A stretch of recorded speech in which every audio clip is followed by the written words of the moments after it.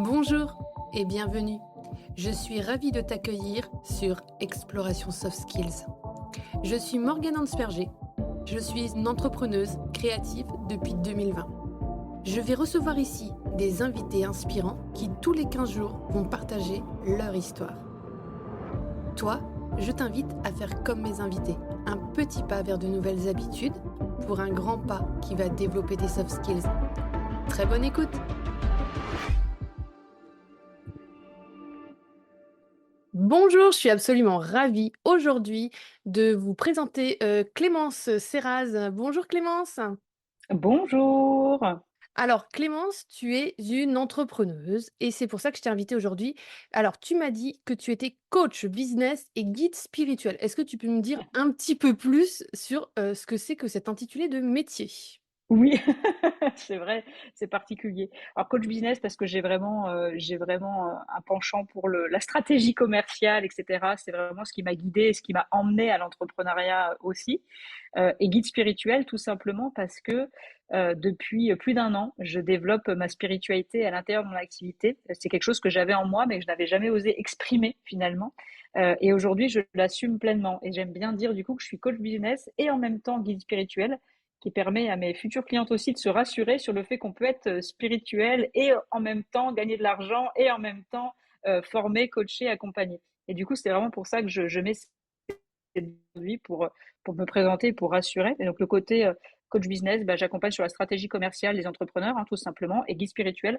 Je leur apprends aussi à s'écouter, à aller dans leur cœur en fait profondément pour comprendre ce qu'ils veulent faire, ce qu'ils veulent créer, ce qu'ils veulent imaginer et l'impact qu'ils veulent laisser sur ce monde. Et du coup, tout ça, ça passe par des petites techniques. Regarde, j'ai mon bol tibétain là, par exemple, tu vois. Donc il y a la spiritualité jamais bien loin ici. Ah, c'est génial. Et du coup, est-ce que c'est quoi comme type de spiritualité? Parce que là, ça m'intrigue beaucoup, ça. Qu'est-ce que c'est? C'est une Ouais, religion? ben, ouais, on peut le dire comme ça. Si tu veux le dire comme ça, tu peux, bien sûr. C'est vrai que je mets le mot spiritualité parce que j'aime pas avoir une casquette dessus. Je suis pas une chamane. Enfin, tu vois, je suis pas. Même si je fais des choses comme ça, on va dire que moi, depuis petite, en fait, j'ai une clairaudience. Donc, en gros, j'entends des choses, je discute avec des guides, etc. Du coup, je m'en sers aujourd'hui dans mon activité au quotidien. Donc, c'est vraiment de faire le lien, le canal, en fait, entre ce que j'entends et mes clients pour leur apporter ça. Et dans ce que je ressens et dans ce qui est, j'aime bien le moment présent dans mes ateliers, mes coachings clients, de prendre vraiment ce qui est au moment où on est là. Tu vois, pour vraiment les guider sur ce qu'il y a de meilleur. Donc, par exemple, des fois, il faut faire un petit coup de bol pour les ancrer. Des fois, je ressens qu'elles ont besoin d'une méditation pour pareil, pour se remettre les pieds dans le sol, etc. C'est comme ça que j'entends la spiritualité. C'est d'utiliser tous ces petits aspects-là qui permettent d'être dans l'être, en fait, tout simplement. Donc, dans le présent, Ouais. aujourd'hui, et comment est-ce que tu es devenu aujourd'hui l'entrepreneur que tu es? Qu'est-ce qui t'a amené là? C'est une bonne question. Né en l'an de grâce. Qu'est-ce qui m'a amené là? Bon, déjà, j'ai un parcours commercial. J'ai été commercial et responsable commercial pendant plus de 10 ans sur Paris, dans des petites, grandes structures. J'ai évolué, j'ai évolué. Et puis, à un moment donné, j'étais plus du tout alignée avec les valeurs, en fait, des grosses entreprises, tu vois, où on te demande un peu de mentir, hein, faut dire ce qui est, hein, quand tu es commercial. Et moi, je n'adhérais pas du tout à ça, je ne comprenais pas cela. Et puis, il y a un moment où j'ai voulu évoluer à l'intérieur d'une grosse entreprise et voilà, on m'a dit, bah non, tu n'iras pas plus loin, en gros. Ah, d'accord, ok. Donc je me suis dit, bah stop. Je ramenais beaucoup d'argent à cette entreprise. J'avais un chiffre d'affaires qui était vraiment important. Et puis je me disais, bah stop, j'ai envie de vivre différemment. Et quand j'ai décidé de vraiment arrêter, c'est aussi parce que j'ai rencontré ma compagne actuelle et qui habitait à Amiens et moi j'habitais Paris. Et du coup, je me suis dit, oh, bah, c'est l'occasion de venir revivre sur Amiens. Donc en fait, tout ça s'est mis en place, les bonnes énergies, tu vois, les bonnes choses au bon moment. Et c'est comme ça que j'ai quitté mon boulot et je me suis dit, bah, tiens, qu'est-ce que je pourrais faire?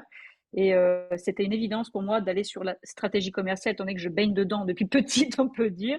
Et très vite, comme ça, j'ai su que je voulais guider les entrepreneurs parce que il y a quelque chose qui m'émeut toujours énormément, c'est de voir tous ces entrepreneurs qui ont vraiment de l'or entre les mains, mais qui ne savent pas comment la vendre, si tu veux. Et ça, c'est toujours quelque chose qui m'émeut, parce que je me dis, mais c'est quand même dommage, quoi. Il y a plein d'or, il y a plein de pépites dans ce monde, mais bah, comment on fait pour aller un petit peu plus loin? Donc, je voulais vraiment avoir cet impact sur le monde et sur ces personnes-là précisément. Ah, trop bien. Et d'ailleurs, d'après ce que j'ai vu, ben, tu as un programme qui s'appelle l'Ascension des pépites. Alors, qu'est-ce que c'est cette histoire d'ascension de pépites? Alors, les pépites, c'est mes clients, je les appelle les pépites, tout simplement. Donc, parce que bah voilà, elles ont de l'or entre les mains et il reste pas grand-chose pour le faire polir. Et puis l'ascension, parce que l'entrepreneuriat, comme je dis toujours, c'est et un chemin personnel et en l'occurrence spirituel aussi. On apprend à se connaître, on apprend à découvrir ses zones d'ombre, ses zones de lumière. L'entrepreneuriat, c'est la meilleure école de la vie pour moi. Et en même temps, pardon, j'ai bugué. Et c'était quoi la question? C'est mon TDAH oblige. C'était l'ascension des pépites. Oui, merci. Comment est-ce que c'est quoi cette affaire? Oui. Et du coup, donc l'ascension, parce que bah, dans l'entrepreneuriat en tant que tel, tu peux pas arriver au sommet sans avoir passé quelques paliers. Donc pour moi, c'est une vraie ascension. Il faut y aller étape par étape. Faut pas vouloir en être déjà là alors que tu démarres, par exemple. Donc du coup, c'est l'idée de vraiment prendre conscience de ces étapes-là, d'y aller progressivement pour pouvoir arriver au sommet, le sommet qui est juste pour toi en tout cas. Voilà. J'adore. Alors moi, je suis très dans les métaphores, pour le Ok. coup. Et donc, la métaphore de la montagne, moi, c'est quelque chose que j'ai beaucoup travaillé. D'ailleurs, en lançant mon podcast, j'ai beaucoup travaillé sur cette métaphore Ah de ouais. la montagne. Mais quand on arrive au sommet, eh ben, il va falloir redescendre. Mhm. Il faut accepter de redescendre pour pouvoir remonter sur une autre colline ou quoi. Et ça, c'était assez intéressant aussi, métaphoriquement parlant. Comment est-ce que toi, t'accompagnes bah, justement la quête du sommet, puis ensuite la redescente ou la La quête d'un redescente. autre sommet, comment on fait? Ouais. Bah déjà pour arriver au sommet, moi j'aime bien dire que le sommet il n'est pas forcément fait toujours pour être atteint. C'est-à-dire que en réalité tu vas faire tes paliers et que quand tu en arrives là, c'est que vraiment tu as atteint tes premiers objectifs. Donc c'est ok de redescendre pour aller retourner dans ta vision, retourner dans ce que tu désires vraiment faire dans ce monde et accomplir en réalité, pour ensuite prendre une autre colline qui va te réemmener dans une autre direction sur un autre point de vue quelque part, tu vois. Donc le sommet il n'est pas forcément fait pour être atteint et s'il est atteint c'est soit que tes objectifs n'étaient pas assez ambitieux, donc du coup, voilà, quand même plus loin, ou alors c'est que c'est le moment de changer peut-être ta vision et donc de colline pour aller voir sur un autre horizon, tout simplement. Ouais, j'aime beaucoup ça, franchement, je trouve ça génial. Et cette idée de colline, moi, me fait penser à ma formation en PNL, où on dit qu'effectivement, chacun a un petit peu sa vision depuis sa propre colline du Mmh. monde, et que bah, il faut en tenir compte aussi des visions de chacun. Je trouve ça très intéressant. Ouais. Mais du coup, tu accompagnes quel type de personnes? Est-ce que toi, tu as un type de personnes que tu accompagnes? Ouais, bah, en fait, c'est très drôle, c'est que quand j'ai démarré l'entrepreneuriat, je me disais pas, je vais accompagner tel type de personnes. Tu vois, je me dis, je vais accompagner des entrepreneurs qui ont bah, cet or entre les mains. Voilà, je cherchais pas à développer plus mon persona que cela. J'étais assez large. Et puis, naturellement, j'ai des atypiques qui sont venus vers moi, donc vraiment des personnes, tu vois, HPI, HPE, etc. Mais si bien que ce qui est fou, c'est que c'est grâce à eux que je me suis rendu compte que moi-même, je le suis. Et en fait, j'étais dans un mastermind et je disais à mes copains, je disais, mais c'est fou, j'ai des clients qui me demandent si mon programme, il est fait pour les atypiques. Je comprends pas pourquoi on me pose la question. Et donc, il y a une copine qui m'a dit, mais t'es sûre, tu comprends pas pourquoi on me pose la question? Mais je dis, non, je ne comprends pas pourquoi on me pose la question. Elle me dit, bon, bah, on va peut-être faire tes tests et puis tu comprendras ensuite. Ok. Donc, si bien qu'à ce moment-là, je l'assumais pas du tout parce que je ne le savais pas. Autant je savais que j'étais sensible, hein, je pleure comme je ris. Donc, bon, donc là, bon, voilà, c'est facile à s'en rendre compte. Autant les autres aspects, je ne les maîtrisais pas du tout. Et donc, j'ai fini par faire des tests, en tout cas pas officiels, mais en tout cas, j'ai fait des tests pour comprendre qui je suis.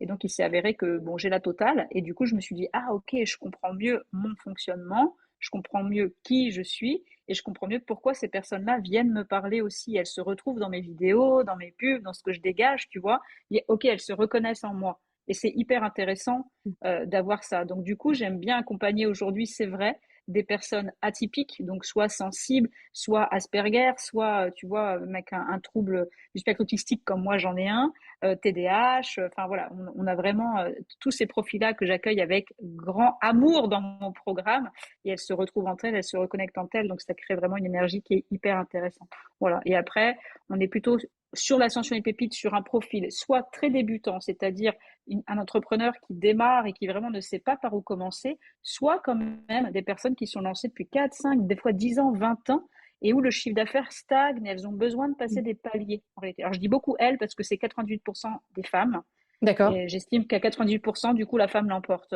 Tout à fait.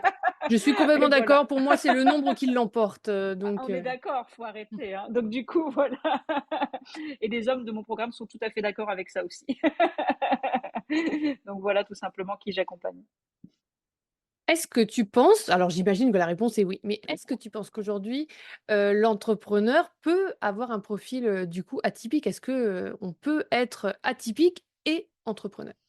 Ah bah non, non, Comment on fait, en fait, quand on est justement atypique et qu'on veut devenir entrepreneur? C'est peut-être plutôt ça la bonne question. Comment on Oui, s'en effectivement. sort? Comment on se dépatouille de ça? Ben, tu vois, c'est pas évident, faut être honnête. C'est-à-dire que ça dépend de quel type d'atypie on parle. Mais chez des personnes hautement sensibles, c'est très dur quand on prend un échec, quand on prend une porte, quand on d'y retourner en fait, en réalité. Et tu vois, ce matin, j'en parlais encore avec mes clientes. Il y a vraiment cet aspect aussi du contexte familial. Si tu n'es pas soutenu par ton conjoint, Mmh. par ta conjointe, par tes parents, par l'entourage proche, c'est hyper dur, quoi. Et c'est aussi pour ça d'ailleurs que j'ai créé l'Ascension et Pépites, c'est que je voulais vraiment créer une famille d'entrepreneurs atypiques qui peuvent se connecter entre elles, discuter entre elles, sans se soucier, tu vois, du reste, quoi. Et en réalité, c'est pour ça que c'est pas forcément évident d'entreprendre quand on est atypique, mais par contre, c'est carrément faisable. Il faut juste, à mon sens, être accompagné par la bonne personne, trouver cette personne qui va faire qu'on va avoir envie d'y aller et qui va nous aider à nous structurer. Parce qu'en fait, nous, le problème, c'est qu'on n'est pas structuré pour dessous. Alors, je connais des atypiques qui sont très structurés, mais pas au bon endroit en réalité. Donc, soit on s'éparpille complètement, soit on ne sait pas par où commencer, soit on pense qu'on va réussir à tout faire tout seul parce qu'on a quelque chose à prouver que maintenant je vais prouver à mon conjoint que j'ai bien fait de me lancer et que je vais y arriver toute seule, mais c'est pas ça l'important. Donc du coup, je dirais que vraiment de s'entourer, c'est important, de copains entrepreneurs qui vivent la même chose que nous, Mmh. et même après de formateurs, de coachs. J'aime bien dire, on devrait tous avoir deux personnes qui nous accompagnent, un thérapeute et un coach en réalité. Le thérapeute pour décharger tout et le coach pour nous emmener sur la structure. Et à mon sens, ça, c'est très important pour apprendre à évoluer, etc. Et d'être accompagné par les personnes qui ont vécu ce que l'on vit, en fait, en réalité, au moment où on est dedans, tu vois. Et je Mmh. pense que ça, c'est la clé qui permettra à tous ces entrepreneurs atypiques de réussir. Et l'autre chose, c'est vraiment d'accepter de faire un travail sur soi à travers ce chemin spirituel qu'est, à mon sens, l'entrepreneuriat, d'accepter de faire ce chemin sur soi et ce travail sur soi pour être pleinement à ce qu'on a envie d'être. Parce que quand on est entrepreneur atypique et qu'on n'a pas de sens dans son activité, ça ne marche pas. Et du coup, tout doit être lié avec ce sens-là.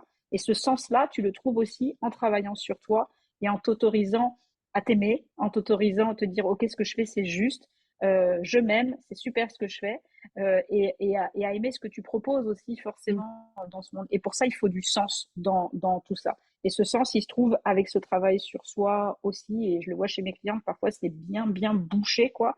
Donc, faut déboucher un peu tout ça. Ouais, je suis complètement d'accord avec toi. Le fait d'avoir des rôles, enfin des personnes modèles, des personnes autour de toi à qui tu peux ben, justement parler de ce qui va, parler de ce qui va pas. Mais aussi, moi, j'ai constaté beaucoup célébrer ses victoires, qu'elles soient Mm. petites ou grandes. C'est-à-dire que ben, l'humain, bien souvent, il fait son trafic et puis il passe à un autre truc. Mais ils célèbrent pas et le fait de célébrer, moi je pense que ça envoie des trucs au cerveau qui sont hyper importants et c'est vraiment, important, je pense, de célébrer, ses réussites et d'avoir des gens capables d'entendre aussi les réussites et de pas prendre ça comme de la vantardise ou comme, de l'ego ou des choses comme ça. Mais juste, ben, un moment où on accepte de dire bravo aux autres et de s'applaudir. Ouais, tout à fait. Alors ça, on leur dit, mais on a un canal sur notre communauté qui s'appelle Let's Celebrate. Donc venez célébrer, venez vous célébrer, quoi, en gros. Et je leur dis, mais il n'y a pas de petite victoire. C'est-à-dire que tu as réussi à faire ton offre, c'est une victoire. Tu as réussi à faire ton persona, c'est une victoire. La victoire, elle n'est pas sur le chiffre d'affaires, que sur le chiffre d'affaires que l'on rentre ou que sur on a trouvé un client. La victoire, elle est sur toutes les actions que l'on mène jusqu'au bout. Parce que la difficulté de l'entrepreneur aussi, c'est de mener une action de bout en bout, quoi. Donc déjà, rien que ça, c'est hyper important. Mais il y a aussi les victoires personnelles. Prendre du temps pour soi, méditer tous les jours, aller à la piscine quand on en a envie, etc. Ça, c'est des victoires aussi. Et tu as tout à fait raison que si on ne les célèbre pas, finalement ces victoires-là, on n'arrive plus à se satisfaire de ça. On n'arrive plus à savoir ce qui nous fait du bien, ce Mm. qui nous fait pas du bien, ce qui est juste, ce qui n'est pas juste. Ça passe aussi par la vision de son activité et de voir où est-ce qu'on va l'emmener. Si on ne sait pas ça, on ne célèbre rien du tout. Et pour l'entrepreneur, c'est très dur, alors atypique encore plus, c'est très dur en fait de se célébrer. Exactement comme tu l'as dit, on a peur d'être mal perçu, qu'on nous dise ah, elle se vante, elle a fait en réalité, c'est juste qu'on est content, quoi. Et on a le Mm. droit de le manifester, on a le droit de briller, on a le droit de le manifester. On voit des entrepreneurs aujourd'hui qui n'hésitent pas à dire le chiffre qu'ils font, où est-ce qu'ils en sont, etc. Et même des jeunes entrepreneurs. Et moi, je suis fascinée par cette capacité à faire ça, quoi. Je trouve ça super, hein. Ouais, je pense que c'est hyper important d'être capable de se dire bravo. Voilà, pour des petites ou des grandes. Et même d'apprendre à nos enfants. Enfin, moi, j'ai deux enfants qui sont. Moi, pour le coup, j'ai découvert mon atypisme, je pense, grâce à mes enfants Ah, c'est souvent et à ça, leur hein. atypisme, à eux, à Mm. elles. Mais pour le coup, je trouve extrêmement intéressant dès qu'elles sont petites, là, de leur enseigner ça. De dire, bah, Mm. pourquoi est-ce que tu peux être fier aujourd'hui? Qu'est-ce que tu as réussi dans ta journée? Qu'est-ce que tu as réussi dans ta semaine? Quelle est ta victoire? De quoi tu es fier de toi aussi? Pour l'image, pour l'ego, tout ça, je pense que c'est extrêmement, riche, comme apprentissage. Je me posais la question aussi par rapport à la quête de sens dont tu as parlé tout à l'heure et je Ouais. me demandais si justement ces personnes, qui avaient un atypisme ou une sensibilité n'avaient pas perdu le sens justement dans certaines fonctions, de salariés en fait et que c'est pour ça aussi qu'ils se tournaient vers l'entrepreneuriat. Ouais, tu as tout à fait raison. Alors nous, les personnes qui viennent vers nous, elles ont très souvent fait un burn-out en tant que salariées et du coup, elles arrivent OK. dans l'entrepreneuriat. Elles ont soit perdu du sens, soit elles n'ont pas réussi à se faire des potes en tant que salariées parce que trop de décalage, soit comme moi, un gros décalage avec ce qu'on te demande de faire et tes valeurs. Et ça, Mmh. c'est hyper compliqué.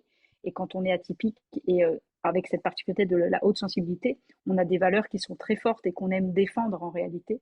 Et si tu arrives dans une entreprise où ces valeurs ne sont pas là, bah, c'est compliqué. Type, Mmh. tu aimes l'écologie, tu vas pas aller travailler chez Total, quoi. Donc, du coup, tu vois, c'est toutes ces choses-là qui vont être intéressantes à comprendre.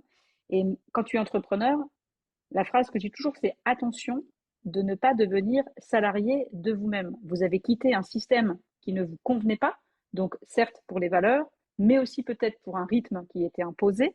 Et souvent, quand on veut être entrepreneur, on dit, moi, je vais être entrepreneur pour la liberté, etc. Quand on demande, les premières choses que les clients disent, c'est, moi, c'est pour la liberté, c'est pour avoir du temps pour moi, etc. Je dis, ok, super, tu as du temps pour toi aujourd'hui? Non. Ok, donc déjà, c'est pas réussi quelque part à ce niveau-là, tu vois. Donc, de ramener ça dans ce sens-là, justement, de ramener du sens sur pourquoi on a décidé d'être entrepreneur et le mettre vraiment dans son activité au quotidien. Sinon, le sens se perd. Et si le sens se perd, c'est très compliqué. Et chez tous les entrepreneurs aujourd'hui qui n'arrivent pas à développer leur chiffre d'affaires, on le voit. Ça peut être très basique de dire ça, mais c'est une réalité, un désalignement par rapport à ce qu'ils souhaitent, à ce qu'ils imaginent de leur activité de rêve et par rapport à ce qu'ils font. Et il y a vraiment cet écart entre le faire et l'être. Et aujourd'hui, ces deux-là doivent être vraiment comme ça, hein, main dans la main, le faire et l'être, pour que ça s'aligne et pour que tout aille dans la bonne direction. S'il y en a un qui est un peu plus que l'autre, ça ne peut pas fonctionner. Et ça passe par ça. Et c'est pour ça que je disais au début, le travail sur soi permet d'être dans l'être pleinement, et puis après, l'activité, de la développer comme on a envie de la développer. Des méthodes de prospection, il en existe 350 000, bah, trouvez celle qui est juste pour vous, quoi. Voilà. Ouais, complètement, complètement d'accord avec toi. Écoute, on est aussi venu ici pour parler soft skills. Ouais. Quels sont pour toi les 3, 4 soft skills, de l'entrepreneur d'aujourd'hui et certainement de l'entrepreneur qui va vers demain? Mm. Mm. Moi, il y en a un que je donne toujours et qui m'a vraiment sauvée dans mon activité, c'est la vision. C'est-à-dire que, mais pas n'importe quelle vision. Souvent, quand on parle vision, les gens disent, bah, les entrepreneurs atypiques disent, bah oui, mais moi, je vais pas créer une vision, sinon, si j'atteins pas mes objectifs, je vais considérer que je suis nulle, que je suis qu'une merde, etc., etc. Je dis, mais ça n'a rien à voir avec ça. La vision, c'est déjà savoir ce que tu veux personnellement dans ton activité. Et c'est le perso qui doit aller ensuite sur le pro et pas l'inverse. C'est pas le pro qui doit te donner ta direction personnelle dans ton activité. Et ça, c'est vraiment important. Alors, je te donne un exemple très bête, mais qui m'arrive en ce moment. On est en train d'acheter une nouvelle maison. Et en fait, moi, je disais ce matin à mes clients, je dis, mais vous savez, ça me ramène du sens dans mon activité. ça me remotive à me dire, OK, je sais pourquoi je fais ça tous les jours. C'est aussi pour ces moments-là de partage, de vie perso, en fait. C'était mis dans ma vision de s'acheter une maison, et ben c'est bon, c'est fait, quoi. Donc, du coup, c'est vraiment ça, la vision personnelle, c'est de savoir ce que l'on veut, comment on veut notre situation familiale dans un an, comment serait notre santé dans un an, comment on imagine notre vie, comment on imagine nos finances dans un an. Et du coup, c'est d'écrire ça, comment on a envie de travailler, que le matin, tous les jours, ça ne nous gêne pas de vacances scolaires, etc. Mais j'aime bien dire aussi, tu vois, dans cette vision-là, de toujours poser la main sur son cœur, parce qu'on n'écoute pas assez son cœur en réalité. Et notre cœur, c'est notre baromètre. C'est lui qui vous dit si on est dans la bonne direction ou pas. Et quand tu prends le temps de l'écouter et que tu te poses la question de qu'est-ce qui serait juste pour moi dans un an au niveau situation familiale, etc., au niveau finance, etc., de pas écouter le gingembre, parce que quand on est atypique, faut l'arrêter celui-là. Du coup, d'essayer d'écouter son cœur, eh ben, ça marche vraiment différemment. Et de faire les choses pour soi. Par exemple, de pas dire ah bah tiens, je vais pas travailler les vacances scolaires parce que j'ai mes enfants. Oui, mais est-ce que c'est ce que tu veux toi profondément? Parce que tu vois, moi là, on est en plein mois d'août, bah mon loulou, il est chez la nounou aujourd'hui. Et j'ai aucun souci avec ça, quoi. Parce que j'ai besoin de ces moments-là de travail, j'ai besoin de jongler entre les deux. Donc de trouver le rythme qui est juste pour tout le monde. Ça fait partie de la vision perso. Une fois que celle-là, elle est calée, tu peux aller sur la vision pro et de te dire, OK, je veux vendre telle chose, je veux créer telle chose et je veux prospecter de telle manière. Et du coup, c'est là où tu vois la cohérence entre les deux et le sens entre les deux. Si tu as mis je veux travailler que le matin et que tu veux faire 1 million de chiffre d'affaires, je veux dire, bon, bah, au début, ça va être un petit peu compliqué. Donc, ça permet de remettre du sens et de réaligner. Si tu vends des produits à 50 euros, bah, de la même manière, si tu vas marquer que tu veux faire 300 000 euros de chiffre d'affaires, bah, je vais te dire, OK, il y a peut-être un truc à revoir quand même. Donc, tu vois, et c'est comme ça que tu crées le sens entre les deux. Donc, je dirais que ça, c'est la première brique vraiment essentielle. Tu es d'accord avec ça? Ouais, je suis d'accord. Vision, et puis après, ben, du coup, on va vers là, quoi. C'est ça. Tu changes pas de, tu changes pas. Alors évidemment, j'aime bien dire, attention, on n'est pas là en train de camper un truc et on change jamais de stratégie. Il y a des événements de la vie, Mm. une séparation, au contraire, une rencontre. Enfin, je veux dire, il se passe plein de choses, quoi.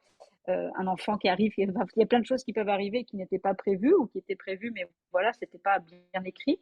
Bah, ça va changer notre manière de voir les choses. Moi, mon fils a 2 ans et demi. Quand il est arrivé, bah, ma vision, je peux te dire elle a changé littéralement, quoi. Bah, c'est normal, ça fait partie du job, quoi.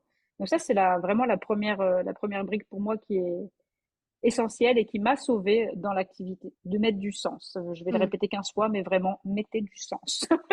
Ouais. Et j'aime beaucoup l'idée que tu as on n'est qu'un seul humain avec cette partie pro et cette partie perso. On a déjà l'impression qu'on est déjà tellement nombreux dans notre tête que si en plus on doit avoir le boulot d'un côté, le perso, l'associatif, le parent, le conjoint, enfin, on est en train de se subdiviser, mais finalement on est un seul humain qui peut-être montre telle ou telle facette à des gens différents. Mais j'aime C'est beaucoup ça. cette idée-là. Ouais, vraiment Bah, très intéressant. Mais du coup, dans ton merci. organisation, parce que du coup, attends, moi, je me dis là, Organisation. est-ce que dans l'organisation, du coup, ça veut dire que tu t'organises pour le pro et le perso, tout le monde en même temps, ou tu dissocies les choses? Bon, c'est une très bonne question. Déjà, le mot organisation, pour moi, c'est un gros mot. Ce qui fait beaucoup rire, parce que par rapport à là où j'en suis aujourd'hui, non, je suis quand même organisée. C'est que je peux vite partir dans tous les sens, évidemment, sur mes envies. Ça, c'est du fait du TDAH et du TSA, hein. Tu te laisses vite embarquer par tes envies. Mais je dirais que le perso aujourd'hui passe avant le pro pour moi. C'est-à-dire que je privilégie vraiment ça. Euh, tu- euh, ça a pris, surtout depuis la naissance de Maël. Avant, peut-être que je laissais un peu trop de côté le perso, tu vois, au détriment de ma vie, etc. Mais quand même, il y a besoin d'une structure scindée, enfin séparée, pardon. Donc, d'un côté le perso et d'un côté le pro. Ça, oui, il faut vraiment pouvoir imaginer les deux et pour moi, les faire un petit peu séparément. Parce que les deux ne peuvent pas que s'imbriquer tout le temps. Par contre, ce que tu veux perso, derrière doit te guider sur ta stratégie pro. Tu vois ce que je veux dire? Mm. C'est-à-dire que si tu, encore une fois, si tu mets que tu veux des enfants, que tu veux toutes tes vacances, etc., puis qu'à côté, que tu mets que tu veux faire 500 000 euros de chiffre d'affaires, bah, il va y avoir une incohérence. Donc, je dirais que dans l'organisation, c'est ces deux-là qui doivent, le perso qui doit influer sur le pro finalement. Mais des fois, as des impératifs pro Mhm. qui sont là et c'est OK de les prendre et qui fait que ça va influer aussi sur perso. Ouais, C'est complètement. clair ou pas ce que j'ai dit? Oui, oui, complètement. Enfin, moi, j'ai compris, hein. Merci. Je sais pas si ceux qui nous regardent et nous écoutent ont suivi. Moi, j'ai très, très bien suivi. Euh, et même, je pense que ça, pour que ce soit correct, il faut aussi que ce soit fluide. Oui, Dans tout ça. Il faut que ça fasse écho et je pense oui. que c'est là que ce que tu dis par rapport au fait de s'écouter, de prendre, les pulsations de son cœur et tout ça, bah, ça te donne des infos, très, très intéressantes, en fait, finalement, hein. Bah, c'est exactement ça, surtout quand on est atypique et on a cette sensibilité-là, on a une intuition qui est très forte. On n'ose pas en fait l'écouter ou y aller, Mmh. mais notre intuition, elle est là. Et donc savoir l'accueillir, savoir l'écouter en se disant OK, c'est bien ce que je fais, c'est dans la bonne direction, etc. C'est hyper important. Et on revient toujours au même mot. Aujourd'hui, ça va être notre mot du jour, le sens. Tout à fait. Et alors, on a notre vision. Quel autre soft skills est-ce que l'entrepreneur, à ton sens, a besoin, de développer? Bah, je vais t'en donner un que j'ai donné ce matin en coaching. C'est pour moi, c'est la capacité à comprendre que l'on peut échouer et que c'est OK, en fait, d'échouer. Et ceci dit, échouer, c'est très fort comme mot. Qu'est-ce que ça veut dire échouer finalement? Souvent, mes clients, ils vont dire, moi j'ai échoué parce que j'ai pas trouvé de client, par exemple. Mais tu as appris tellement de choses, tu as fait tellement de choses, tu t'es tellement développé que ce n'est pas un échec, c'est un apprentissage. Et de comprendre que tout ça est un apprentissage, que tout ça est presque un jeu finalement avec lequel on est au quotidien. Sinon, on se met une pression d'enfer sur les épaules là. Or, si on se dit que, moi, je me dis toujours, tous les jours, que ma boîte, elle peut couler demain. Et c'est complètement OK en réalité. D'accueillir ça, d'accueillir cette capacité de tomber. J'aime bien donner toujours qu'on ne peut pas bien monter à cheval si on n'apprend pas à tomber de cheval. J'ai fait de l'équitation, forcément, si je n'étais pas tombée, je ne saurais pas ce que ça fait et j'aurais peur en permanence. Or, une fois que tu tombes et que tu sais que ça peut arriver, peut-être que des fois tu as encore un peu peur sur ton cheval, mais en tout Mmh. cas, tu sais comment tomber, etc. Et Oui. ben, c'est pareil en fait dans l'activité. Et puis pour avancer, il faut accepter à un moment donné de lever un pied pour le mettre en déséquilibre, pour le continuer à le poser. Je veux dire, si tu n'acceptes pas qu'à un moment donné, pour avancer, il va falloir que tu sois sur un seul pied et pas sur 2, eh ben, ça n'avance pas. Et donc cette, Exactement. résilience, Mm. il faut la muscler. C'est ça, il faut vraiment la muscler. Ça vient un peu aussi sur la prise de risque pour moi. C'est-à-dire, très souvent, j'aime bien l'allier à ça en disant, mais si vous ne prenez pas de risque aujourd'hui, votre activité ne peut pas avancer en fait. L'entrepreneuriat, c'est une prise de risque déjà en tant que telle. Donc, si on sécurise tout au maximum par peur de, on peut pas. Ça peut pas y aller. J'en vois énormément qui ont peur d'investir. Ils ont peur de mettre de l'argent. Ils gardent de l'argent toujours de côté, côté, côté, parce qu'ils ont peur de au cas où. Mais si tu n'investis pas sur toi, si tu n'investis pas sur ton activité, si tu n'investis pas, l'argent, c'est de l'énergie. Si tu le fais pas circuler, il reviendra pas à toi, en gros, hein. Mmh. Donc, il faut faire circuler tout ça. Et ça, c'est une prise de risque, bien sûr. Qui n'a pas dit, purée, est-ce que je vais payer ça là? Moi, je me suis payé des masterminds à 20 000 euros l'année. Bah ouais, tu transpires un petit peu, tu te poses la question, et puis une fois que tu le fais, tu te dis, ah, purée, qu'est-ce que j'ai bien fait, quoi. Ouais. Donc, et dans tous les cas, c'est un apprentissage. Et donc, c'est ça qui est hyper important. L'intuition, l'apprentissage, et cette capacité de se dire, bah ouais, peut-être que demain, ma boîte, elle échoue, mais qu'est-ce que je ferais d'autre? Bah, d'avoir des plans B, des plans C s'il faut, mais de se dire que c'est OK et que c'est pas une honte. Ce n'est pas une Mmh. honte que d'échouer. Au contraire, ceux qui n'échouent pas sont ceux qui font rien, hein. D'accord? Donc, du coup, vraiment, l'idée de se dire, bah, moi, au moins, j'ai essayé, quoi. Je me suis bougé les fesses. Et ça, c'est important. Oui, moi je suis partisane de dire que dans tous les événements, de la vie, qu'ils soient positifs d'ailleurs, parce qu'on parle là de l'échec, mais on peut aussi parler des réussites, Ouais. eh bien c'est une opportunité de développer des soft skills. Mm. C'est Ma vrai. voiture tombe en panne, c'est une opportunité de développer adaptabilité, de faire les choses C'est vrai. différemment. C'est vrai. Mon enfant, est malade et je dois faire les choses différemment. C'est une opportunité de développer des Mm. soft skills. Et ben C'est vrai. avec ça, bah, franchement, on muscle nos soft skills à fond, quoi. On devient des super athlètes des soft skills, d'adaptabilité, de résilience, d'organisation et de plein d'autres soft skills et surtout de l'optimisme aussi. Parce Ouais. qu'effectivement, faut moi, je pense quand même, espérer que ça va être beau et qu'on va aller vers quelque chose qui nous plaît et quelque chose qui nous rend heureux aussi. Mm. Alors là, on C'est en vrai. est à 2 soft skills. Est-ce que tu as une troisième soft skills pour l'entrepreneur, Oui, il y en a un qui vient de me venir en discutant comme ça. C'est pour moi, je ne sais pas si tu vas le voir comme ça, mais de garder son côté créatif. En réalité, on a beaucoup d'entrepreneurs qui veulent un agenda. Tu vois, le lundi, je fais ça, le mardi, je fais ça, le mercredi, je fais ça, etc. Ok, super. Mais gardez-vous des moments pour laisser aller votre créativité en réalité, qui est essentielle à mon sens quand on est entrepreneur atypique. On doit garder cette créativité-là. Parce que si on casse tous les jours cette créativité en lui permettant pas d'exister, derrière, on va pas être très à l'aise, quoi. Donc, je dirais se faire confiance sur sa créativité, d'accord, à son niveau, hein, à son degré, bien sûr, et la laisser nous guider sur le chemin.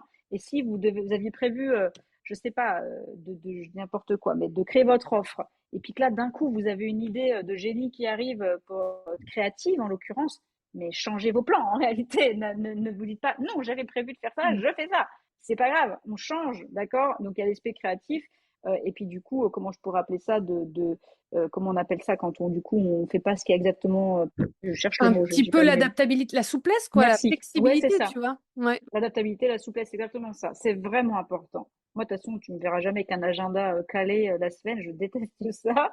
J'ai besoin de garder cette part de créativité dans mon boulot. C'est ce qui me permet d'avoir des idées sur comment je veux développer ma boîte, sur comment je l'imagine, sur ma vision, etc.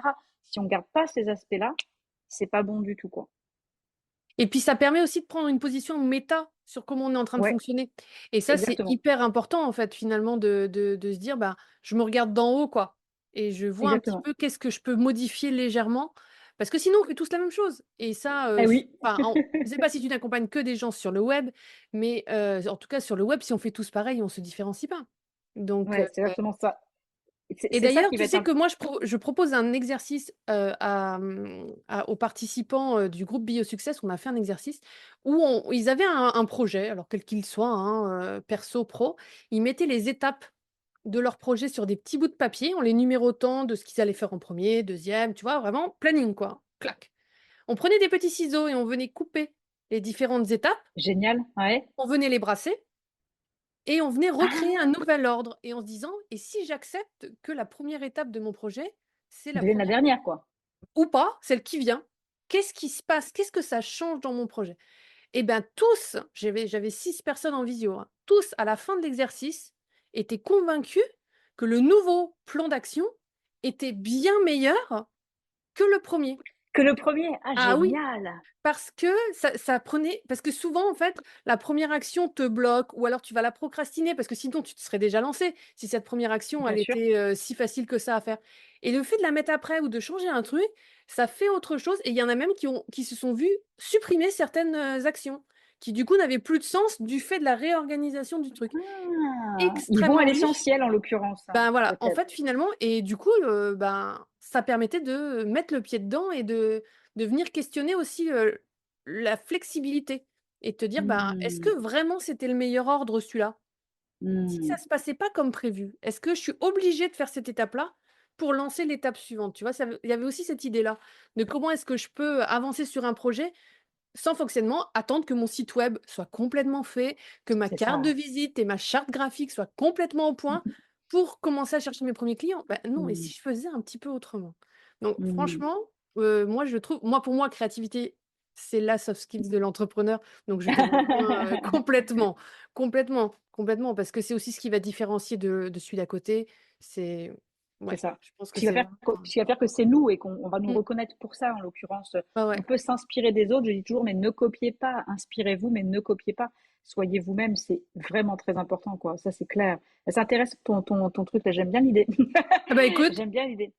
quand tu Mhm. veux, tu le testes et tu reviens me voir, hein. Ouais, Franchement, carrément. en tout Je pense cas, que c'est moi, hyper les gens, je intéressant. les ai tous accompagnés, donc on était en direct, pour le faire. Mais je pense vraiment que c'est super, super rigolo comme, pour accepter que l'imprévisible peut se produire et que peut-être on peut remettre en question le plan d'action qu'on avait, initialement prévu, quoi. Ouais, c'est vrai parce que moi, j'essaie toujours de les amener, tu vois, sur des actions simples Mmh. pour pas se surcharger la tête. Et ce matin, le thème que j'ai avec mes clientes, c'était vraiment le côté perfectionnisme et procrastination. Et je disais, bah, quand vous êtes trop perfectionniste, en l'occurrence, vous n'avancez jamais. C'est vraiment ce que tu viens de dire. C'est l'idée de, quand tu disais là, justement, bah, ne pas attendre que tout soit fait avant de vendre, par exemple, c'est vraiment mon maître mot, quoi. Vendez et après créez, quoi. Parce que sinon, ça peut pas, vous perdez trop de temps. Donc, c'est exactement ça. Et c'est pas évident pour des perfectionnistes et il y en a énormément. justement, ils disent, bah ouais, mais c'est jamais bon, c'est jamais bon, c'est jamais bon. Bon, après, il y a la peur de la réussite et de l'échec qui vient aussi, hein, ce qui fait qu'on Mm. s'enferme dans son perfectionnisme. Mais c'est vraiment intéressant. J'aime bien comme ça. Moi, j'aime bien aussi découper en petites tâches. De dire, par exemple, tu as un gros projet, type, je veux faire un webinaire pendant 3 mois. Je leur dis que si moi, je me note pas des petites tâches, tu peux être sûr que je vais m'y prendre 2 jours avant. Je fonctionne comme ça. Par contre, si je dis, bah, pour la semaine prochaine, je fais ça, pour dans un jour, je fais ça, et dans 3 semaines, je fais ça, jusqu'à arriver au webinaire fini, bah là, ça va être fait progressivement et de mettre des étapes et de mettre du sens aussi dans ces étapes-là, de comprendre pourquoi on les fait. Tu vois, ça rejoint ton truc de pourquoi on fait chaque étape, Ouais, justement, complètement. et de ce temps. Très intéressant. Ouais, ouais, je trouve ça très bien. Et puis du coup, ça te permet aussi de célébrer des espèces de petits steps qui vont Mm. t'amener à la concrétisation finale et pas de te dire à la fin de la journée, mais j'ai rien fait aujourd'hui en fait. Alors Mm. que tu as fait plein de petites actions que finalement ne vont peut-être donner leurs fruits que dans plusieurs semaines, plusieurs mois. Donc je trouve ça Ouais. vraiment intéressant aussi, voilà, à la Mm. fois de Ouais, tout à suivre. fait. Donc non, très très très bien. Dis-moi, où est-ce que les gens ils peuvent te suivre, te retrouver? Comment est-ce qu'on suit ce que tu fais sur les réseaux, ou dans la vraie vie, je ne sais pas. Dans la vraie vie, j'habite à Amiens. Si vous passez par là, vous m'appelez, il n'y a aucun problème. On se boit un café, enfin non pas un café, un thé. Je ne bois pas de café. Avec grand plaisir. Sinon, sur les réseaux, sur Instagram principalement. Clémence Serraz sur mon Instagram. Et pareil, vous pouvez venir nous parler. C'est moi qui y réponds c'est moi qui réponds sur mon Instagram. Donc venez me parler avec grand plaisir. Et si je vous oublie, parce que je suis TDAH, vous avez le droit de me relancer. Voilà. Génial. Et en plus, tu organises régulièrement des webinaires Oui, pour qu'on puisse venir voir et ce que je tester fais. même, d'expérimenter des choses Tout à et fait. tout ça avec des webinaires. Enfin, j'ai vu que tu faisais régulièrement des Oui, j'en webinaires. fais beaucoup. Oui, j'en fais beaucoup. Bah, c'est ma manière c'est ma manière de prospecter aujourd'hui. J'aime bien le direct, j'aime bien la vidéo, j'aime bien discuter. Et puis, à chaque fois que je fais un webinaire, même si la trame est la même, bah, ça change en fonction de l'énergie du groupe. Donc, c'est hyper intéressant. Voilà. Donc, ça, ouais, je fais des webinaires régulièrement, en effet, pour ça. Et je suis assez présente sur Instagram, en story, tout ça. Donc, voilà. Bah, écoute, moi je propose qu'on leur mette tout en dessous, comme ça ils n'ont plus qu'à cliquer pour Avec aller grand plaisir.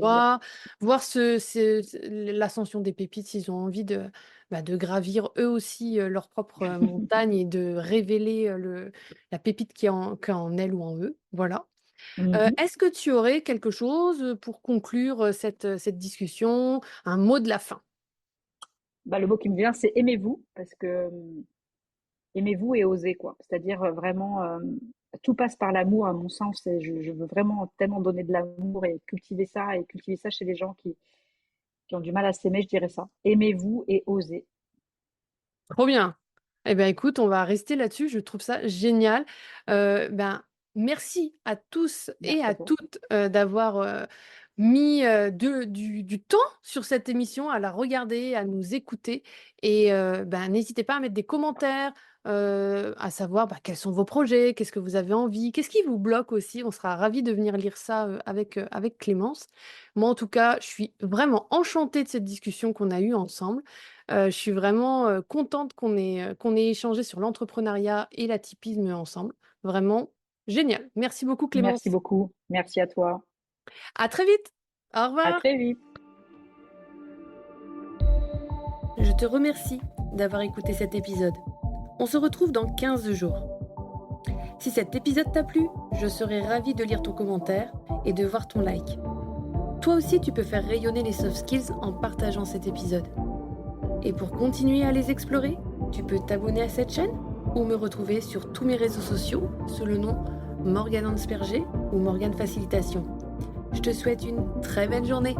À très vite!